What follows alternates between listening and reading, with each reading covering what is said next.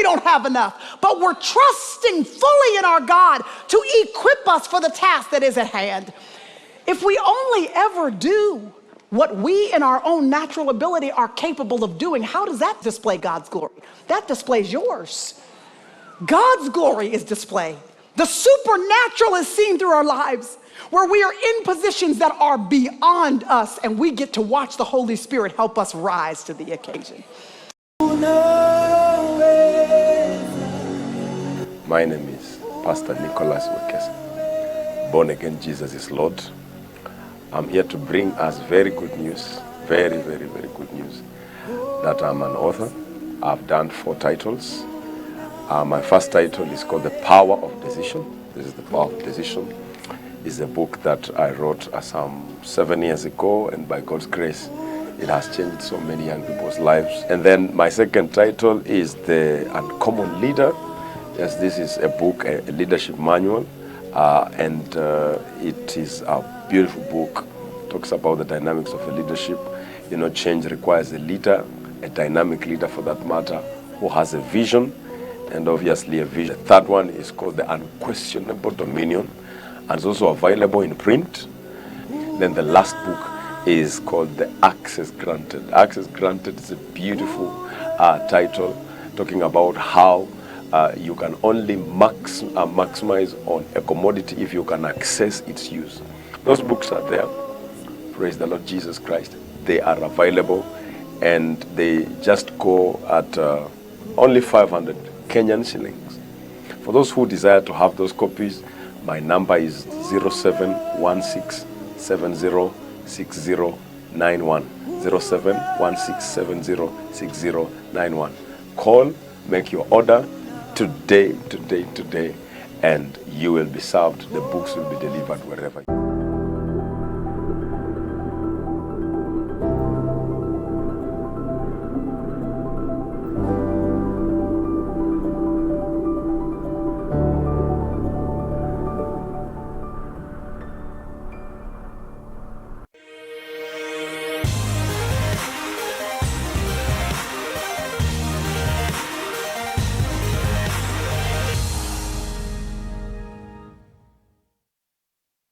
Welcome back. It's Mental Health on Youth's Let's Talk show, and we have Eugene Okelo, the clinician, in the house tonight. He's helping us, bearing in mind that research shows the bulk of victims of mental health are the youths. And just before we went for the break, Eugene, we were talking about our role as youths in this matter of mental health.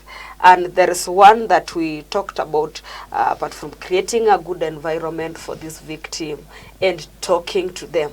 You realize that we have got some people, I can look at them and I realize, this person has got a problem. I try to talk, but they cannot talk. They're not willing to open up, and a majority, they'll put you off by just maybe telling you, we are just okay. There's nothing that has changed. In such a case, how do we go about it? Yeah, that is a tricky one, because if somebody is unable to open up, if somebody is unable to at least tell you what is going on, you ask yourself now, how am I going to help? But now, if you really want to help this particular person, I don't think if you'll give up, you are the one that is trying to help. You might change your tactics, because if you do the same thing over and over again, maybe you might not get different results. So I think you might have to, you as an individual, sit down, think of how you can do it better. But you shouldn't give up, because at least you know this person is having a problem, and you are sure that if they get help, they'll be okay. Maybe for them, they've not seen that particular need. They've not seen the urgency of the matter. So you as the one who is seeing it, you shouldn't give up. You should at least try to think of ways that are not usual to him, that you might use to at least get something out of them, because by doing so, you'll eventually maybe help them. So I think to some extent, well, they say you give them time, but At the same time, as you give them time, you should be thinking of how to maybe do it better. I may not be saying that you're doing it badly, but maybe Maybe you can say do it differently. yeah, do it differently, because now maybe you're using the same methods. This particular person is not like giving in; they're just insisting that they're okay. And maybe you can start from there. If they think they're okay, start from there. That well, they think they're okay, but you start from there, and as you move forward, to try and find different ways of how you'll help them. So the ball will still be in your court. It won't be easy, but you'll have to really try. There is this special case whereby you realize maybe this person, initially maybe they opened up to someone, and then it got worse. They say that this person spread talked to another person concerning the situation, and therefore this victim now fears to open up. I know there are such cases, and you realize that they will now prefer just to remain closed up. Can such a person be helped?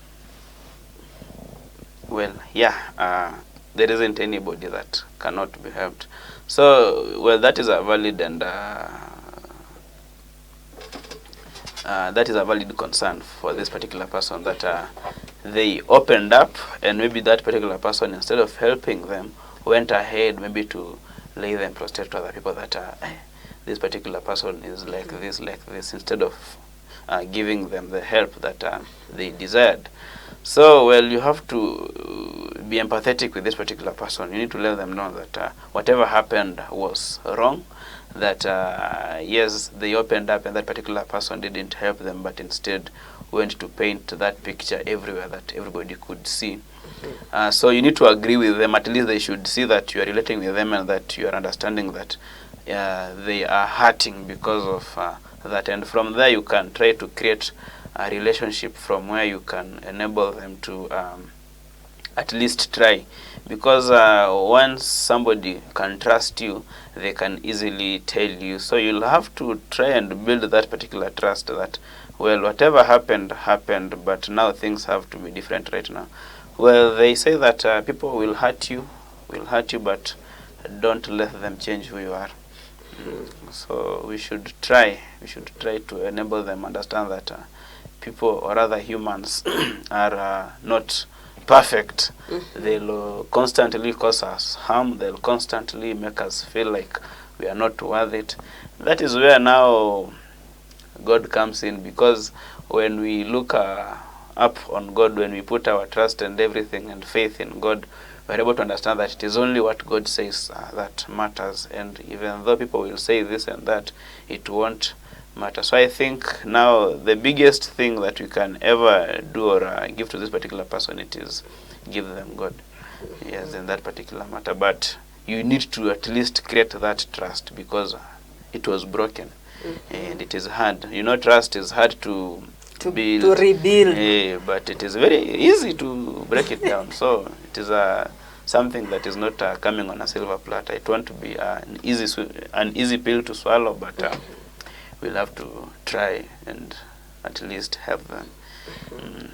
Now there's this youth out there who is now acknowledging that now from the talk, he realizes that he needs help. He is having issues with his mental health.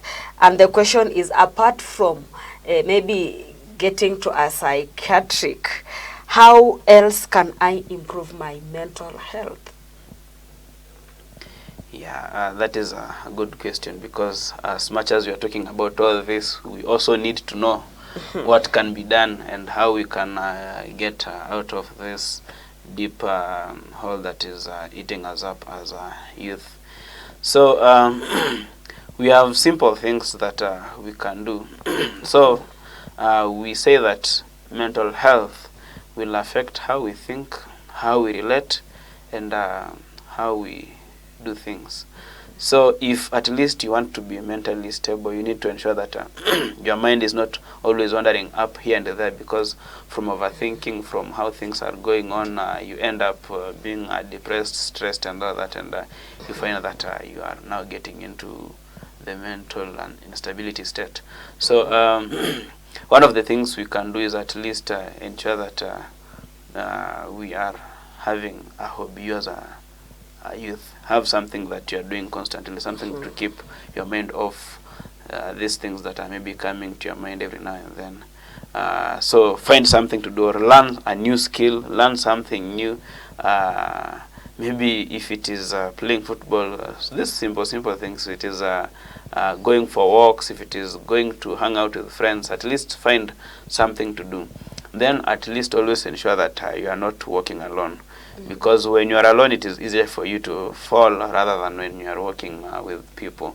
At least build social relationships, people that you can call your support system, people that can be there for you, people that can help you when something is wrong, people that can tell you that this is wrong here and we need to do this and this. And another one, we should learn to at least open up to people around us. When something is wrong, be quick enough to talk about it, because there is this temptation that if people won't know, it will be easier for you to handle it. But you know that the more you hide it, the more it is growing, the more it is causing you more harm, the more it eats you up. It will eat you from the inside out, and eventually, before you realize it, you are already down. So let's learn to at least open up to one another, if even not to our parents and people that are older than us, even in our peers, our friends. Let us learn to open up. And we've said that this opening up will really rely on one thing: trust. If there is no trust, it will be hard for us to open up to one another. And also another thing, we need to at least ensure that we are not idle, because we realize that when you're idle, it is easier for you to wander and get into things that are not in a good state. For instance, you'll find that you'll be resolving to other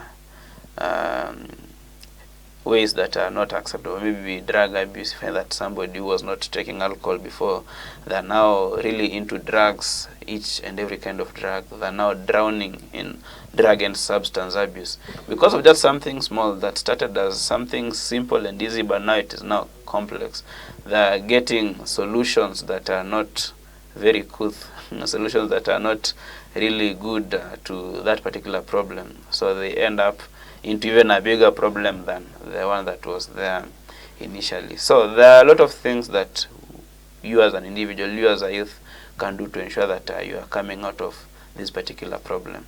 So those are just some of the things we can do. So you've said at least find something you can do, have a support group or a support social group, have social relationships, well, learn something new to do, keep your mind busy, open up to people around you. So those are some of the things at least you can do to ensure that you are staying on track. And also another important thing I think maybe we fail to do, at least get time for yourself also. Introspect, think about your life, see how things are going, try to think how you can live your life better, try to understand your purpose in life, try to understand what you're supposed to be doing.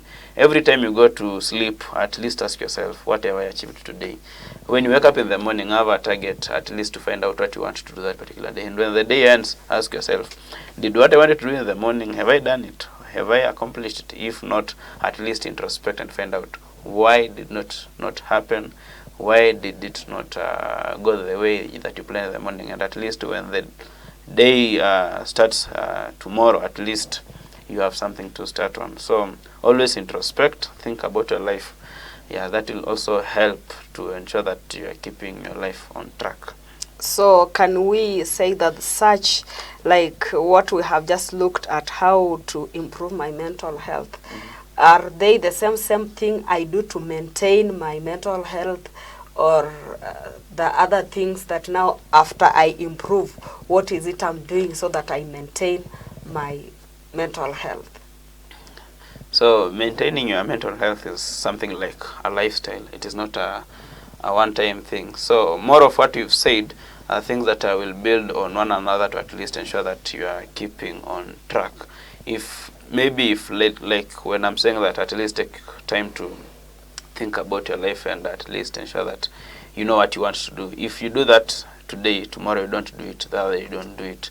It will be hard for you to keep track, and it will be hard for you to at least maintain that state of mentally well-being. So it is something you do day in, day out. So it is like a lifestyle, it is like a habit, something you build on day in, day out, day after day. So they're just one and the same thing that you do to at least maintain that particular lifestyle of mental well-being. And it is not that it is not a walk in the park. These things are hard. It is not easy. You really have to be intentional and willing to ensure that everything is okay. You can say, let me not think about it. Everything will be okay, and everything won't be okay. You have to work towards it. You have to work towards being okay. So it can't be that easy, and it is not that hard. So it is up to you. The efforts that you put in will make it easy or hard. So it is just one and the same thing. So it is up to you as an individual to take up charge of your life and ensure that you're doing things the way you're supposed to be doing them. Make it a lifestyle. Yes, so it should be a lifestyle. A challenge unto me and you as a youth. Do you even have time for yourself? You know, you have been thinking of having time for yourself, and I've been thinking with this current generation, which is busy, and actually someone was saying they were lied to when they were told that you have to sleep at least 6 hours. They realize sleeping 2 hours is enough. Do you see any danger in that? Like we being too busy and like just sleeping for 2 hours, and we are up again because we are a busy generation. Okay, so I think now that comes from the temptation of if I don't do this, this will happen.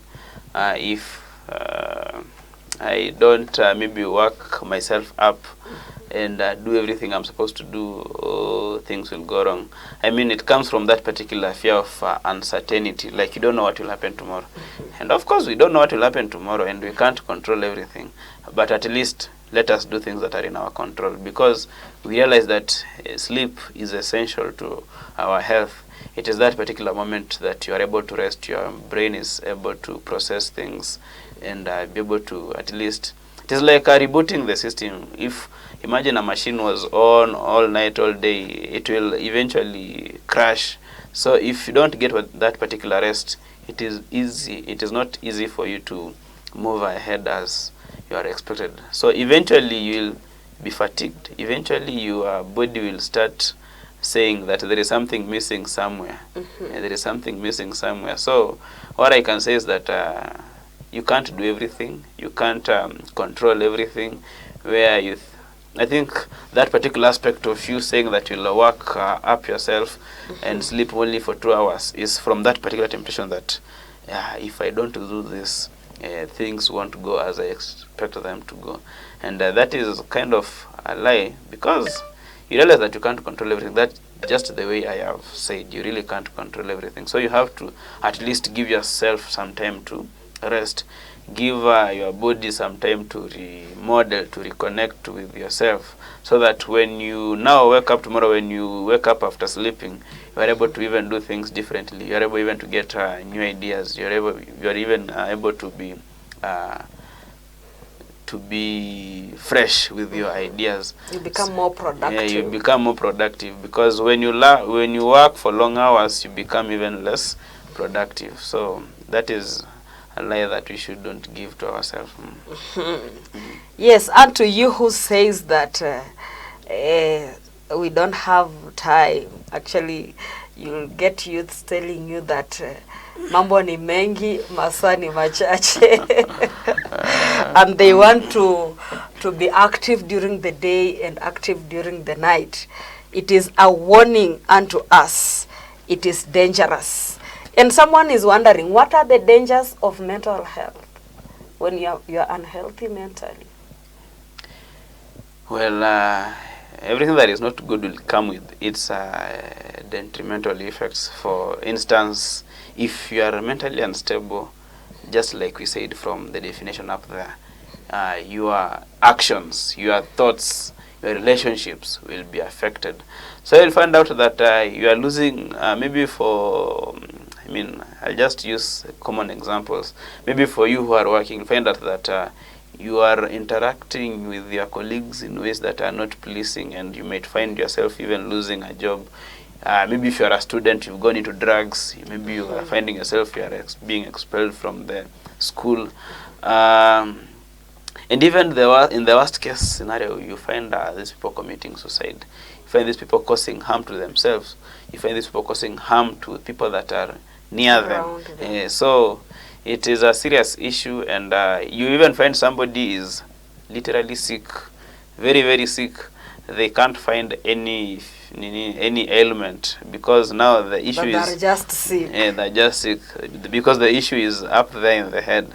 It is sick. There is sickness up there. There is sickness up there. So it will even become more costly, because you find that maintaining a mentally unstable person is sometimes very expensive, and you find that we have people that went mentally unstable, and maybe their families neglected them, and that is how they went, and it even becomes hard to bring them back. And when they are there to help them, it is even more expensive to maintain them and contain them as far as the illness is concerned, because we have lots of illnesses. Like for the mental illnesses, we have ranging from the mild ones to the severe ones. You can name them, the bipolar diseases, schizophrenia, and all that. And we can have just simple things like depression. Well, it is simple depression, but it can cause a lot of harm to that particular person. You're calling depression a simple thing. Well, it is, as much as it looks simple, it can cause a lot of harm. People might think that something like bipolar is one that is a mental illness. But even depression, even when you are stressed, you are not okay mentally. Even when you're overthinking, you're not okay mentally. So it can start from that to even something more bigger than you think. So, yeah. Hey, what a challenge. Don't wait for it to get to the point of even someone losing their lives or terminating someone else's life. You can do something about the victims of who are mentally unhealthy. Do we have any relationship between diet and mental health? Well, yeah, there is. Of course, we have foods, or rather we have things that we can take in that can keep our minds, your mind can get foggy, like you're not thinking straight, and some things that, for instance, I'm not so well versed with the nutrition but part. We have things like, should I say, like legumes. When you eat legumes, it is easier for you. It is, they have this nutritive value that can really help you to at least focus, at least not lose focus when you are thinking or when you are doing your things. And you have meals that when you eat, it is very hard for you to concentrate, like your system is very busy. For instance, these fast foods, these junk foods, they really cause you a lot of harm, because they cause a lot of fat to build up in your body. You become obese. Your brain won't be getting the glucose it needs. So to some extent, the way you think and the way you process things, it won't be so good. So there is a relationship between what you eat and how you will be mentally. So yeah, there is a relationship. Wow. Now the final one. I can see even our time is catching up with us. Is this inheritable? You realize some diseases, actually when we come to hospital, you guys ask us, is there anybody in your family line who has ever suffered from this? So is mental unstableness inheritable? I can't say that mental instability is inherited, but we have some mental illnesses that can run through families, that you find that if there is a person that had this illness in this particular family, there is a highly likelihood that another person can have it. Or if I'm coming from a family that maybe this particular person had, maybe let's say something like bipolar, there is a likelihood that if I'm coming from that family, I can get it. So we have this that run in families. and to some extent there isn't much we can do to prevent that from happening. Then if we go to genetics, we can't go really deeper, but it is like some people are already predisposed to being mentally unstable than others. So I think in this case we have some that run in the families, and then for the genetics part where one is exposed compared to the other. But I really can't say that you'll inherit it, but it will run in family. You might have a chance of getting it if you come from a family where there is. But that shouldn't scare somebody who's coming from a family where somebody is mentally unstable. That should be a point of reason why you should know that if anything happens, I should be ready to seek help. It should be a point of awareness and not a point of being victimized, or not a point of being stigmatized that well, this problem is in our family, so I might get it, and so forth. It is not a chance for you to be afraid, to panic, but at least to be aware that this and this can happen, so I should be ready if something happens. And even for that particular family, they should be able to support one another in case anything goes wrong. Yeah, because we are here for one another, and we should do that. Wow. Thank you so much, Eugene. You have been actually a blessing unto the youth this evening. I know it's just time that fails, as we could have still discussed more and more. But due to the interest of time, thank you for having created time for us. May God bless you and keep you for us. Okay, amen. Thank you. Thank you for having stayed tuned. It has been Youth Let's Talk Show. Until next week, same time, same place. Purpose to have a mentally health life. God bless you. I have been your host, Venancy Khisa.